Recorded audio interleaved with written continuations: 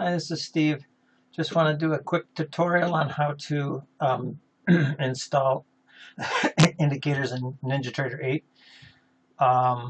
When you go to your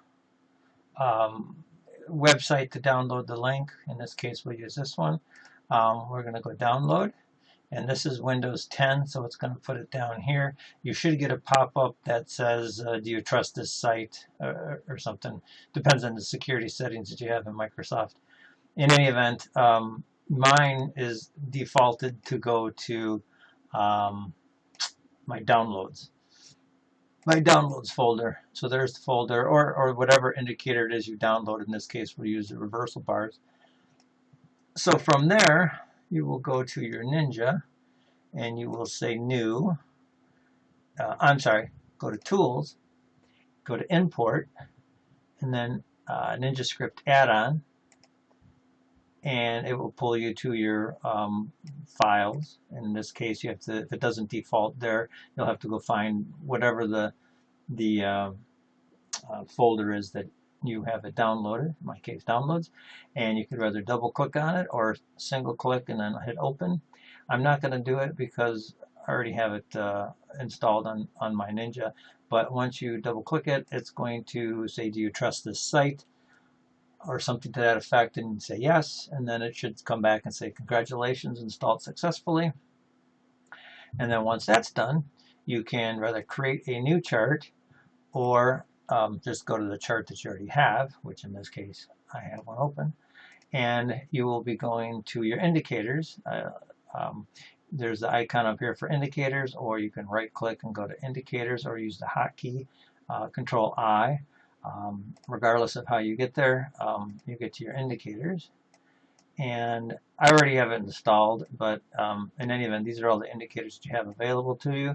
In this case, you come down to reversal bars, and there they are. That's just the second one. This is the first one that I have. It's already installed. I have my audio files. This button here, you see this audio and visual button up here? That's the red and white here for on-off. I like those because sometimes if the market's moving a lot and it's going up and down, I could just turn off the audio and shut it up, because there's a lot of audio files you could use if you do use them. I have them on the web page if you want to go download some bells and whistles, but Ninja's got a pretty big supply of them too.